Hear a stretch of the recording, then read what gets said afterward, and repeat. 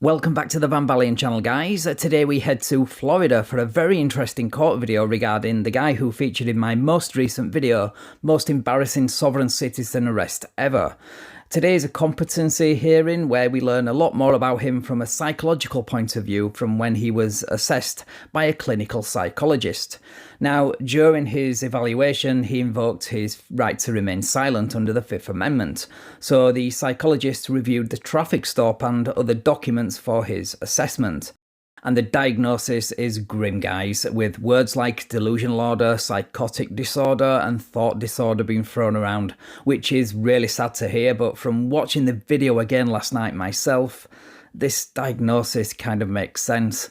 Anyway, I'm just going to let this video play without interruption. I'll just drop back in between this and the second competency hearing, which lasts around 5 minutes at the end. Right, let's get into it. We're on the record here. And we're in a competency hearing, and I wanted, there may be some subsequent appellate review of this matter, Dr. Williamson, so I'd like to go ahead and swear you in at this point. Do you swear or affirm that any testimony you give in this proceeding will be the truth, the whole truth, and nothing but the truth? I do. Now, Counsel, I'd like to start the ball rolling, and then I'll give you an opportunity to ask questions. Dr. Williamson, could you first tell us a little bit about yourself, and putting this on the record, what your credentials and qualifications would be?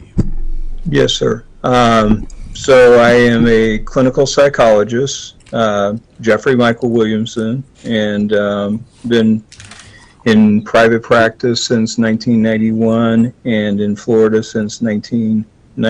I'm sorry. I've been in practice since 1991 and in Florida since 1992, going into private practice in 1996. I have a PhD from the University of Missouri, Columbia, Missouri, with specialization in child clinical psychology. I have testified in court over 2,500 times. And I'm currently in private practice in Melbourne, Florida. Thank you, Doctor. Does either side object to the court eliciting opinions from Dr. Williamson in the field of psychology? No, Your Honor. No, Your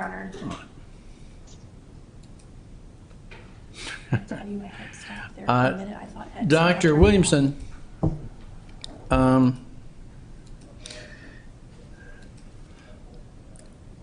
I had entered an order calling for an evaluation of Ronald Russell Farnham for competence to proceed, and you received a copy of that order. Is that correct? Yes, sir. Yes, Your Honor. Now, you have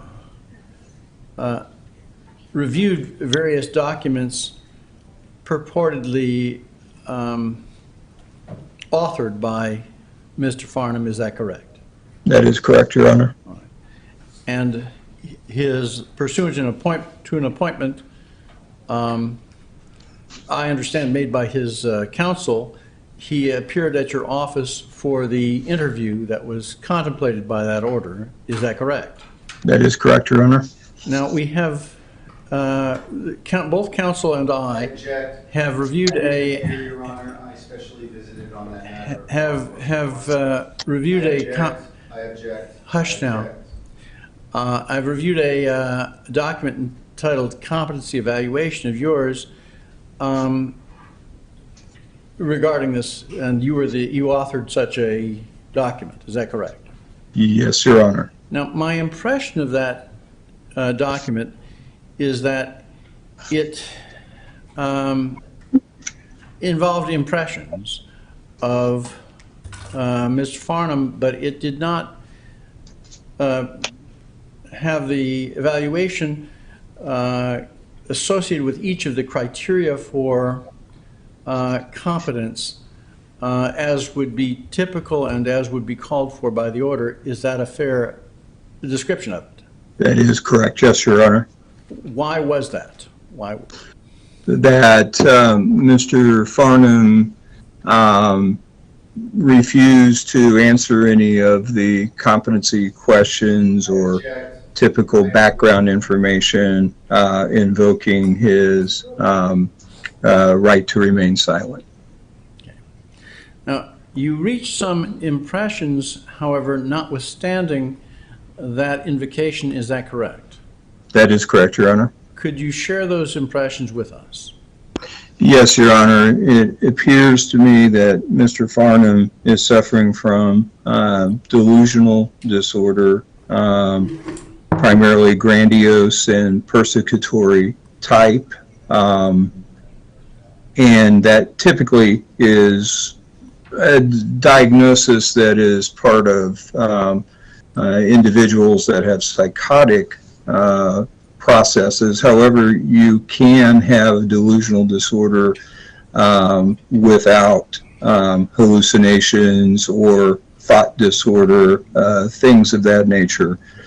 I would add that having reviewed, and at that point there was only an initial document filed, actually a written note, I believe, from his mother, but having read over the other documents, I would add some concerns about, possible thought disorder, and I say that simply because the legal texts that or responses that were made by Mr. Farnham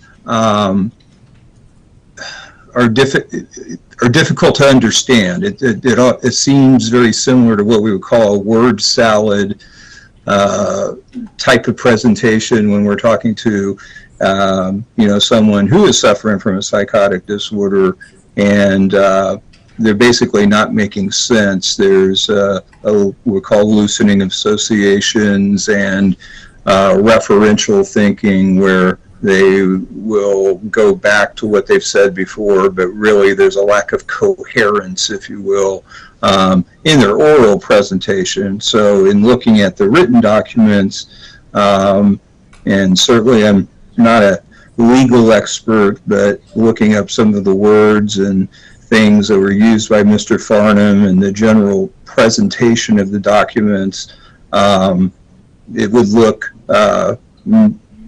nonsensical, if you will. It's not clear to me what point he is making or what his defense is, even though he, is making the point that he's able to represent himself. So all I'm saying is that in addition to the delusion that I definitely saw, I do have some concerns now about a thought disorder. Dr. Williamson, I wanted to ask you about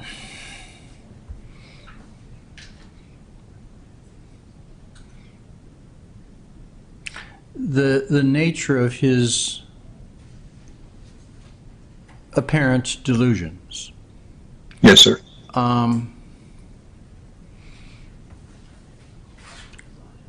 Oftentimes we see people who have some unorthodox beliefs here in court, and they sometimes are part of what might be characterized as a sovereign citizen movement, I object. where they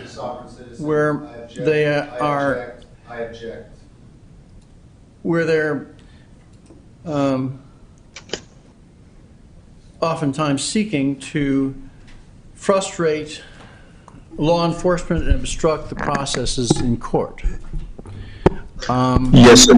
I'm sorry. Is that a fair characterization from your impressions of Mr. Farnham? Certainly I can see that as an interpretation, and I am aware of this sovereign citizen concept or idea.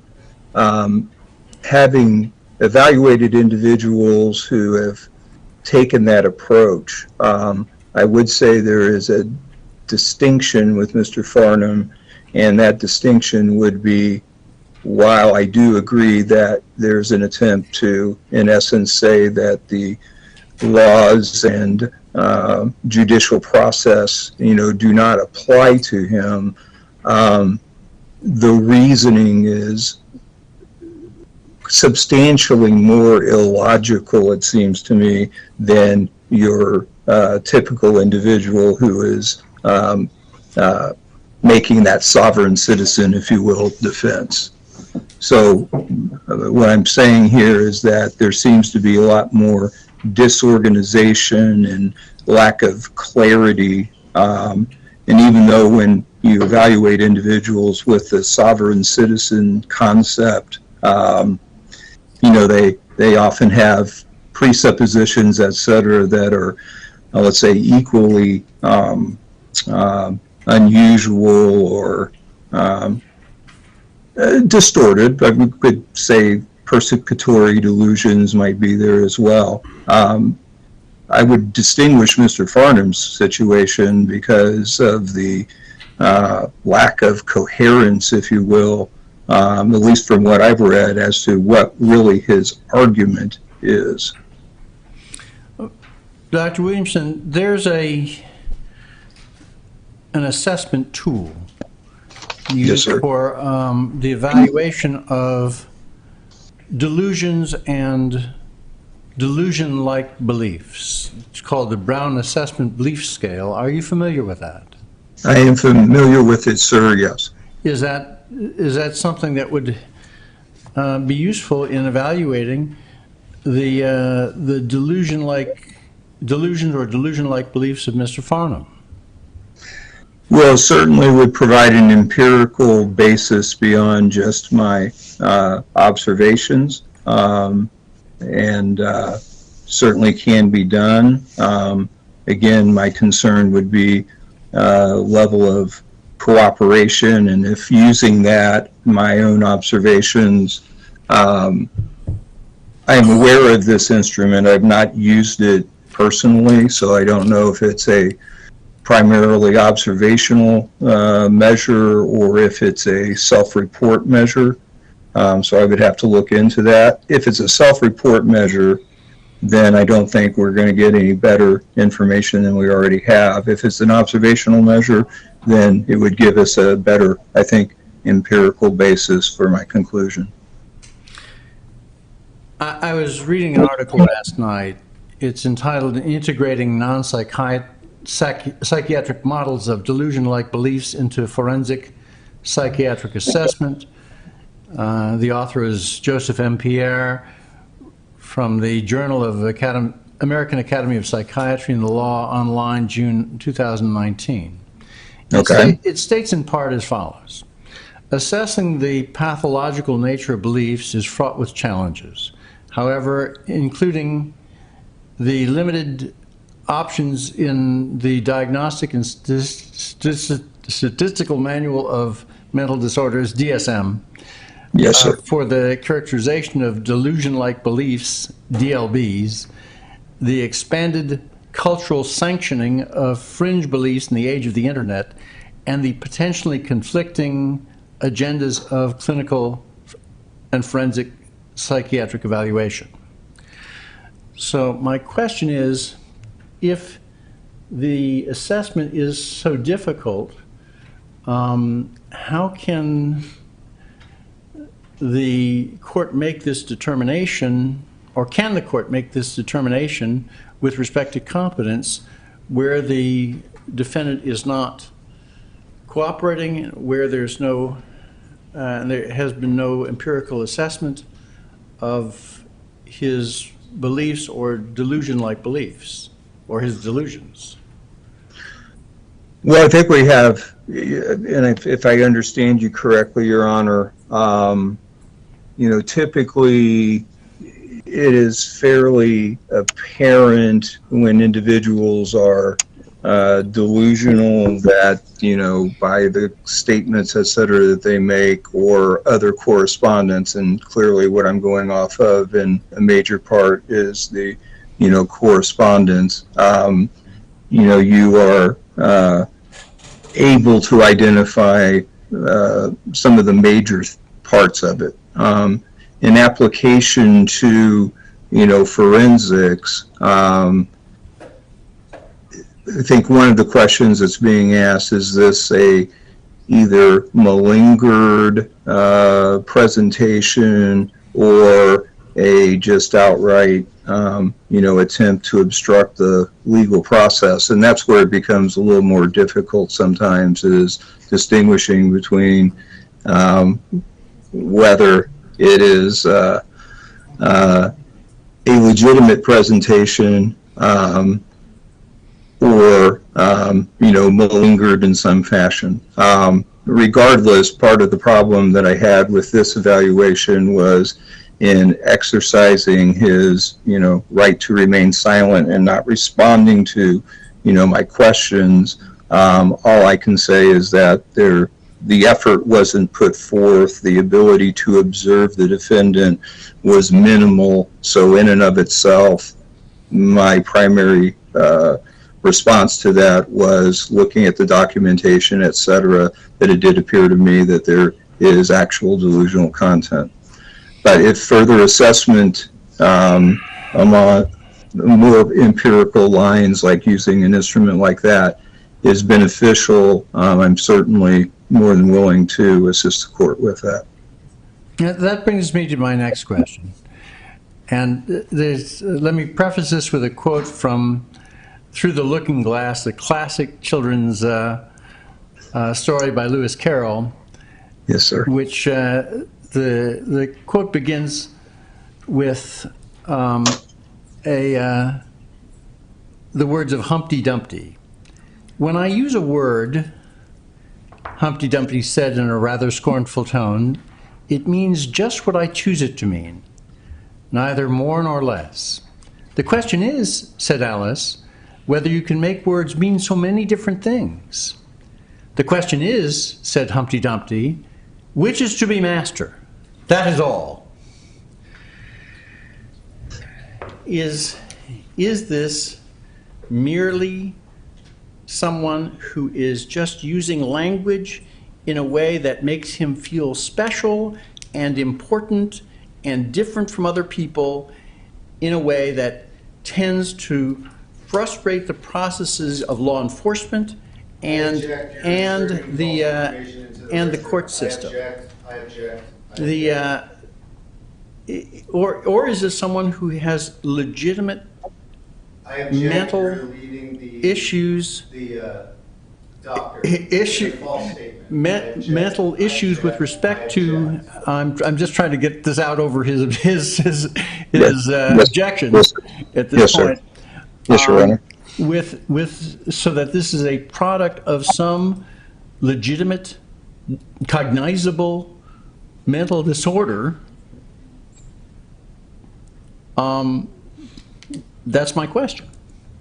Do you understand my question? Well, yes, I do understand your question, and I would say that, having reviewed some of the documents and so on, I would be inclined to say that I think this is a product of a true mental disorder, but I also would add that in scientific reasoning, particularly in behavioral sciences, a both-and hypothesis is generally most correct. So I certainly would proffer the idea that we have a both-and, that there is legitimate psychiatric issues going on, but that there also may be a deliberate intent to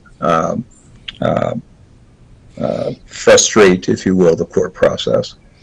Now let me ask one further question, and then I'll open it up to the attorneys. In the event that the court were to find Mr. Farnham to be incompetent to proceed, and the court directed him to some remedial measures designed to restore him to competence, would he understand the obligation to appear for those, subject to some potential compulsion to do so? I I think that there is always that possibility that he would not comply, given our the compliance issues to start off with. I do think, however, he should be evaluated by, for example, circles of cares, forensic multidisciplinary team for competency restoration, and then that would give us some additional information as to their observations and take on how much of this is a clear mental disorder versus a motivated attempt to frustrate. I did have one further question. I said that would be my last, but I do have one more.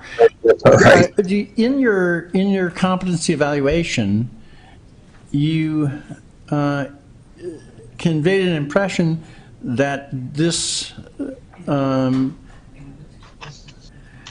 the delusions or delusion-like beliefs that he has didn't pose a danger to the community. Is that correct? Yes, sir. Why is that? Well, there's no evidence that I had from any of the information that we had any past history of aggressive threat, what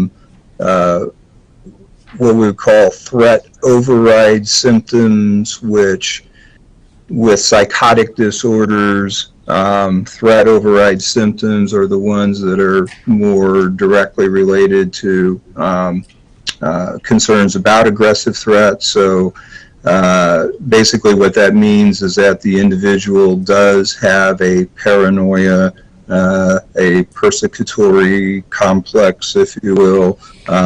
The world is against them, misreading people's behaviors, etc., as negative intentions. Okay, so we have a hostile, if you will, worldview, combined with a inability to override or control intrusive thoughts, typically command hallucinations, and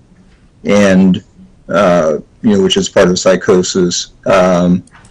And I have had no evidence and observation of him that, or what little I knew of his developmental history, that there was such threat override symptoms and inability to control impulses because of the strength, if you will, of the competing voices and so on. Thank you. Counsels, either from the state or the defense, whoever would go first. Any questions? So, Dr. Williamson, from what I understand, This is Janet Roberts, the state attorney. that Yes. you are recommending a facility like what was the name of the facility? Circles of care, the forensic multidisciplinary team, FMT program, who does competency restoration training and provides psychiatric services for individuals who, have been deemed as having a psychiatric disorder, but are incompetent to proceed to trial. And just to be clear, at this point in time, you are recommending that route. Is that right? That would be correct, yes. Okay, that's all. Ms. Roberts, anything else? Any questions? Good morning, Dr. Williamson. This is Jordan Roberts with the defense.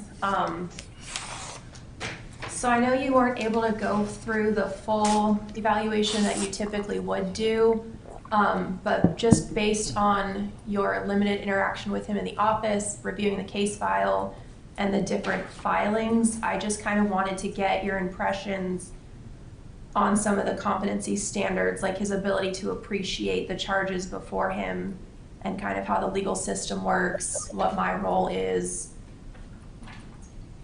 Yes, ma'am. So first, I would say that that's one of the reasons that I am suggesting that I think that there is more of a psychiatric element or component to this.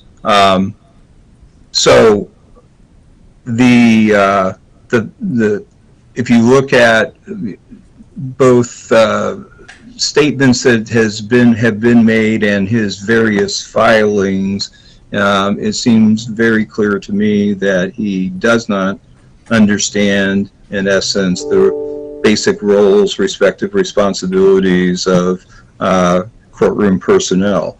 The fact that we have a misdemeanor case, which theoretically could be easily resolved with his cooperation, and he is responding in the manner that he is responding, certainly suggests to me that, again, there is a mental disorder behind all of that.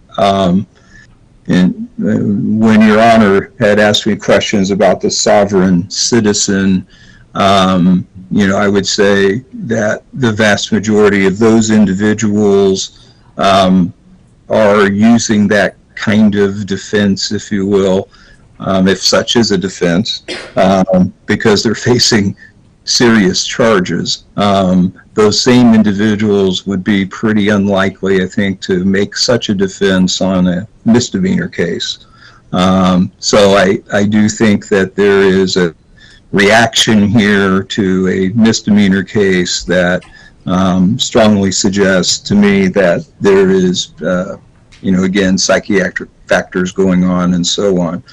Secondly, and I may jump here to also our factor about the capacity to consult with counsel. Given his inability, it seems, to recognize what the actual charges are and the distortion by which he has interpreted it, the severity of the charge in his eyes that's against him, and an inability to, basically accept his defense counsel's representation and collaborate. I certainly would say that he's incompetent on the factor of what are the charges that are against him, what is a less or more serious charge, etc., and the understanding the adversarial nature of the legal process and the roles, responsibilities of courtroom personnel. It is clear that he sees the whole process as adversarial against him, but does not make the distinction between the state and the defense counsel, etc. That would then lead to the next one, which is I don't believe he has the capacity to effectively collaborate with counsel. I'm not there or able to pick up on what's going on in the courtroom, but I think we're likely seeing behaviors in the courtroom that would also indicate incapacity to proceed. And if his legal documents are any indication of what he would testify to, if he doesn't choose to not testify, from right to remain silent, all of that also indicates to me that there is a underlying incompetence. So certainly it's possible that there is a deliberate and conscious attempt to frustrate this process. I would say that, however, that the illogical nature of the way in which that's being done, and I do like the Alice in Wonder looking through the looking glass quote. Yes, we have gotten to a place where the language is meaningless because it's just very unclear as to what he is referring to in regards to his own case, the logic of that, and what seems to me in trying to figure it out is almost blatant contradictions in what he is using as his defense. So just So I'm sorry, that was a long-winded answer, but thank you. So just kind of based on having touched on the factors that you would have gotten into in the evaluation, if judge was to make a finding one way or the other today, do you have kind of an opinion or conclusion for him on whether or not Mr. Farnham may be competent to stand trial in this case? So recognizing that such a decision is ultimately in the judge's purview, I do feel that he is incompetent to stand trial because of psychiatric factors. Thank you. That's all I have. Anything else for Dr. Williamson? No, Your Honor. Dr. Williamson, thank you very much. It's rather unusual to have the psychologist or psychiatrist testifying at these hearings because we typically have a competency evaluation that addresses those various different criteria, but I thought it was valuable in this particular case. Well, I actually appreciate it, Your Honor, because, and if it is at all possible, I would like to have that article or give me that reference again. Yes, sir. Your assistant, yeah. The article that I was referring to, and as I said, I read it last night. It's called Integrating Non-Psychiatric Models of Delusion-like Beliefs into Forensic Psychiatric Assessment. All right. The author is a Joseph M. Pierre, Pierre, and it appears in the Journal of American Academy of Psychiatry and the Law, online, June 2019. Awesome. And yes, thank you. But I was going to say too, it also allowed me to look up some information on treatment of delusions, etc., that I found very helpful. So I do appreciate being included in this. And if there is anything that I can do, I certainly am willing to do that for the court and for the benefit of all parties involved, including Mr. Farnham. Thank you, Dr. Williamson. Thank you, Your Honor. We've used up quite a lot of time, Dr. Williamson. At this point, I'd be prepared to release him to go about his practice. Any objection? State, defense? No objection. Thank you, Doctor. It won't. Thank you, Your Honor, very much.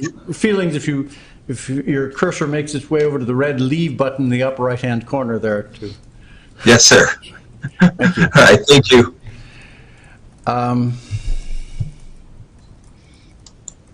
right.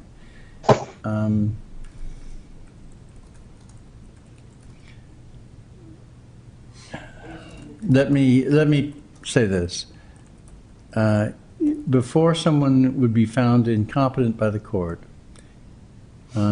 he has the right to make some presentation, I believe, before the court. So I'm prepared to have that direct myself to the defense.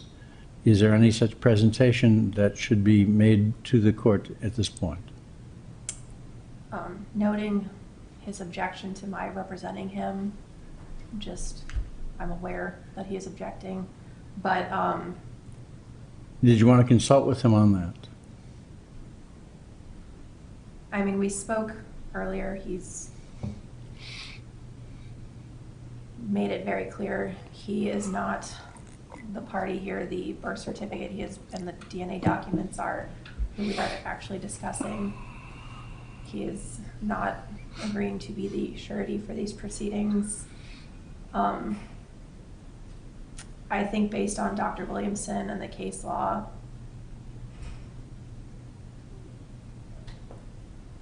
I don't think we have any further like full presentation. The case law makes it pretty clear it ultimately resides with you to make an independent finding of whether or not he is competent or incompetent to proceed,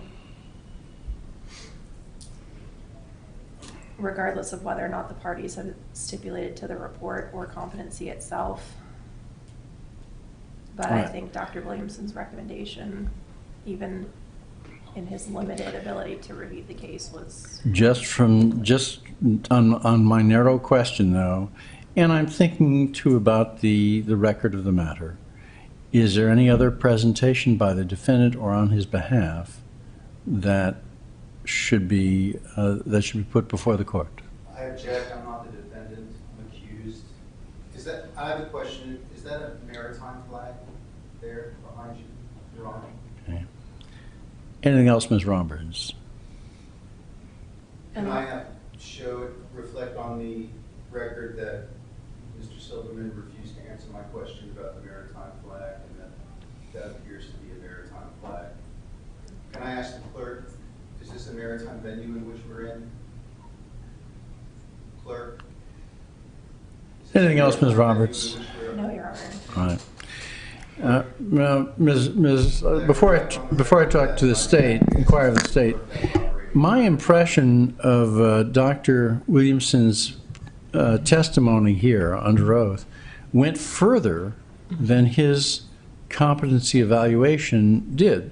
He was more qualified in the written evaluation, given the limitations of his assessment of the defendant. And he seemed to offer a more conclusive opinion as to the defendant's incompetence at this point. So I want to hear your position, any presentation that you would have on this matter. When I read his report, not the letter, but the report that followed, I felt that was sufficient on the issue of incompetency. Today, he talked about that he did considering malingering as well, but that he ruled it out and still found that if there's malingering, it could be better resolved at the circle of care, whatever the name of the facility is, but that it was still his opinion that the defendant was incompetent. And he did go through all of the legal steps that he's required to address, which I believed he did in his report as well, maybe not quite as direct and to the point. And I think the only issue at this point is whether the court finds the defendant competent or incompetent.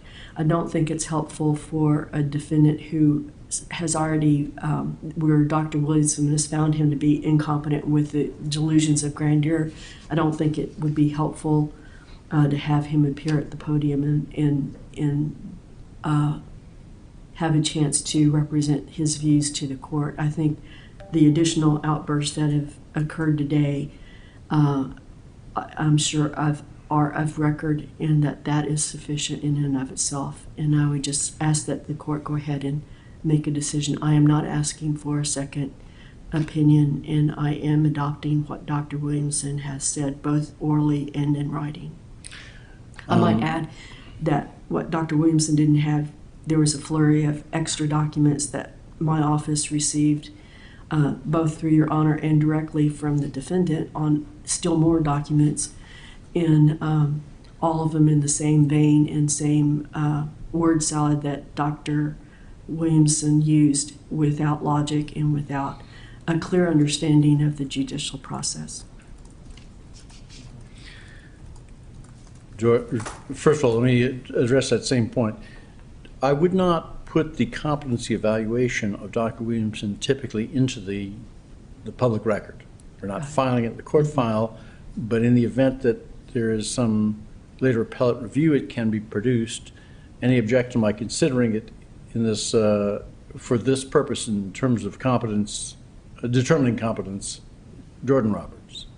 No objection. I think his testimony today elaborated on many of the factors that would have come out in an evaluation had there been cooperation.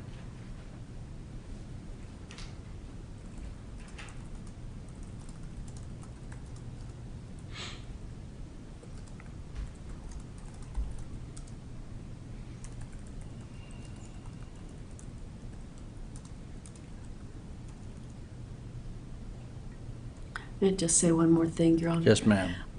At the last hearing, where we were, the defendant had taken the Fifth and left Dr. Williamson's office.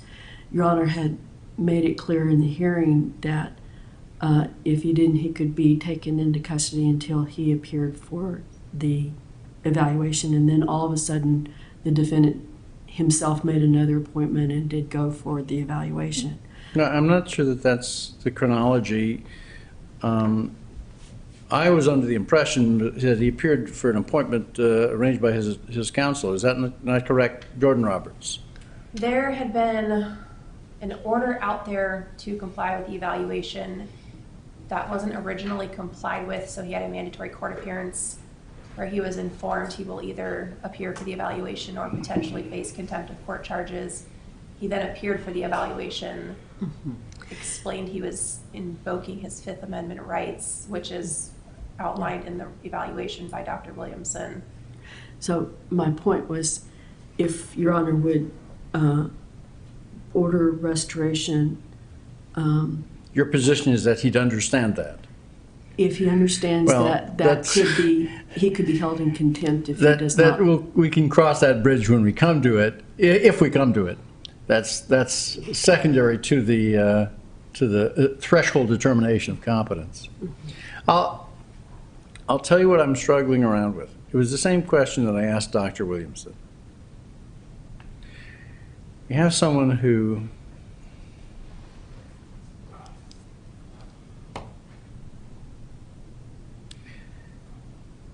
the effect of what they may be doing would be to frustrate law enforcement and obstruct the judicial process. I object to that.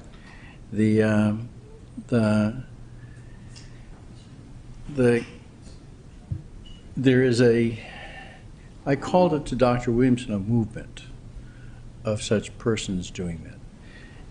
And we are perhaps more tolerant as a result of the internet and other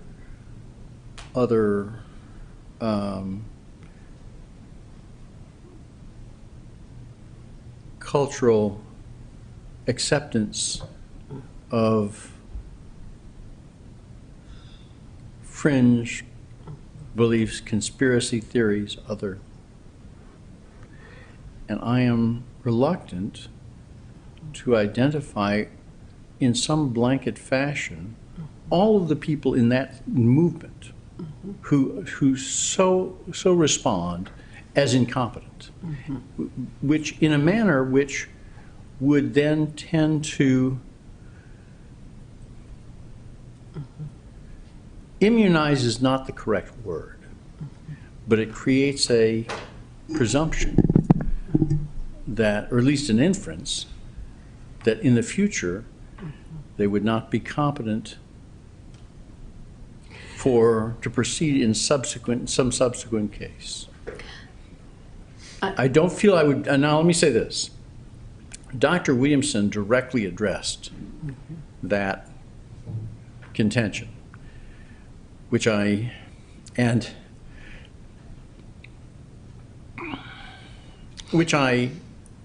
illustrated with the quote from Through the Looking Glass. Should I be concerned? That's my question to counsel about that proposition.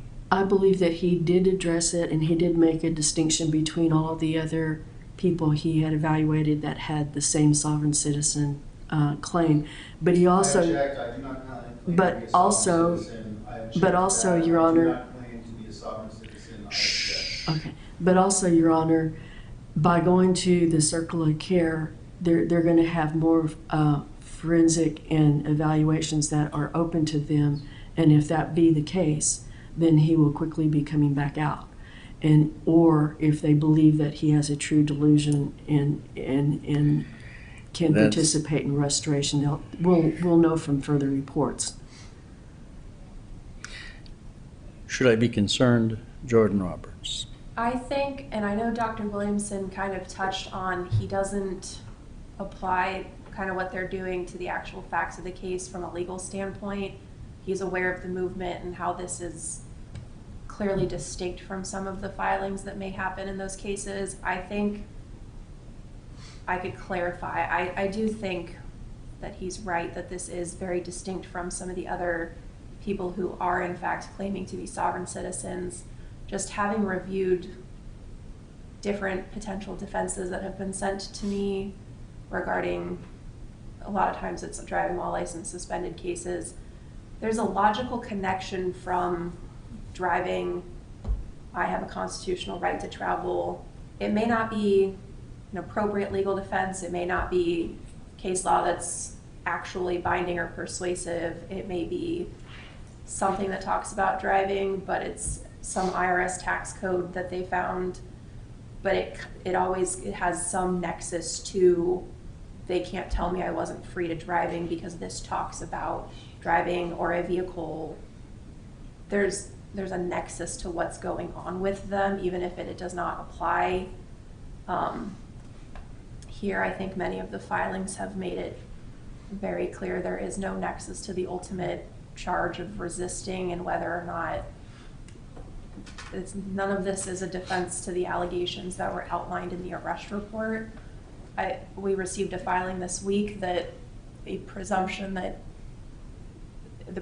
death has been removed. I think it's very clear there's a distinction between the filings in this case and how they may appear sort of in the sovereign citizen vein, but I just don't think that's the route that was taken here. The videos that are in this case and multiple officers on scene support a far worse behavior than what you've seen in court or even through the documents. The videos were horrible as to how he acted. And I'm not saying that he's not malingering. You know, it could be maybe Circle of Care can do a malingering evaluation as well as their restoration treatment. So you don't believe from your evaluation that he's feigning this? Myself personally, Your Honor, I do believe that he's malingering. You However, do? I do. But I'm not the doctor that examined him, and I'm not a doctor. And the doctor considered that, and he considered the delusions, and in his professional opinion, he believes that he needs to go to the Circle of Care. And I believe that because of that, I don't think any conviction would withstand an appeal if he's not afforded that opportunity. Okay. Let me put it in a fashion that's designed not to intrude upon any attorney-client privilege. Would it be accurate to say that there's nothing about your interactions with him or your observations of his behavior that would detract from the validity of the opinions offered by Dr. Williamson? Based on conversations and stuff that's not available to Dr. Williamson or the court because they are privileged communications, I would not personally hold the belief that there is a false representation in an attempt to just paper the state to death into dropping it. I think that firmly believes in the motions that are being filed. I don't think it's an attempt to get out of anything. Obviously, Dr. Williamson has reviewed many of them. I think knowing, based on further conversations I've been able to have, I don't think this is a mere attempt to get out of the case. I think this is just genuinely. I want to thank both counsel for their advocacy in this matter, and I'll draw an order. At this point, I'd like to go ahead and continue the competency continue the matter for docket sounding incompetence to 8 a.m. March 14th. on March 14th, direct the defendant to appear in person for that proceeding. Please put that in the minutes. It's a mandatory appearance, and that is justified by the factors that I put forth in the prior orders, including but not limited to the defendant writing the word rejected across a notice to appear that he had been furnished, and then directing that back to the court. We'll have an answer by that point. I won't have an answer, I expect, by the close of business today. I want to think it over. Furnish that paperwork to the defendant, take it under advisement. I'll do the order. That's it for now. Now, let's go back to the list. I know we're running late, but it was unusual to have such testimony during the course of the docket sounding. Right, so on to the March 14th hearing, but this time we hear more than just the random objection from Ronald, who is still sat in the public gallery, this time with his mother as well as his girlfriend. He doubles down on his arguments, but the judge puts him in his place. Oh. Judge. Thank you.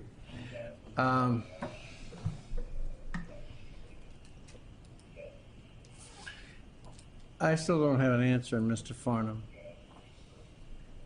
Well, he is present if...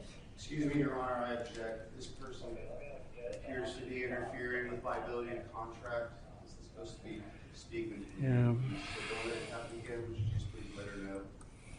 Thank you. And that this case should be dismissed with prejudice.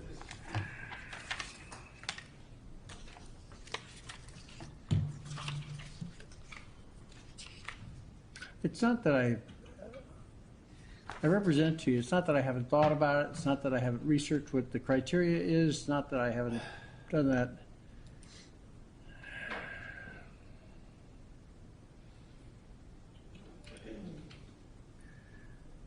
All right. Then when's our next docket sounding for the side of the April 12th. April 12th?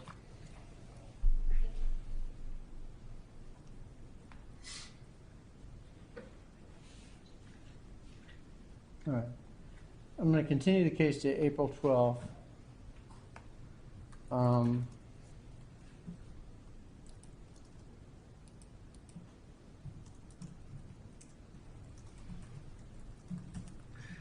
I'll have an answer by then, I assure you. It's a mandatory appearance from Mr. Farnham. All right, well, if you're going to serve me, you'll have to mail me papers. I don't receive any service in court, and I'm not Mr. Farnham. So you'll have to mail any paperwork to me. Let's go. Let's go there, just continue. Yeah, let's go. April 12th, 9 a.m. Say we should leave? No, ma'am. I would ask that he remain to take some papers. I just want to know. Yeah, no, ma'am. He should remain here to get the paperwork. No, Your Honor, my legal counsel has advised me not to receive any service in the courtroom. If you want to serve me any papers, you're going to have to mail them. That way, we can bring up charges on RICO, charges for wire fraud and mail fraud, because this is getting ridiculous. Well, let me say this. I caution you. This is ridiculous. Sir, I may be issuing a bench warrant if you don't appear. Can you open this for me? I'm here specially visiting. This isn't an appearance. This is a criminal activity that you guys are doing.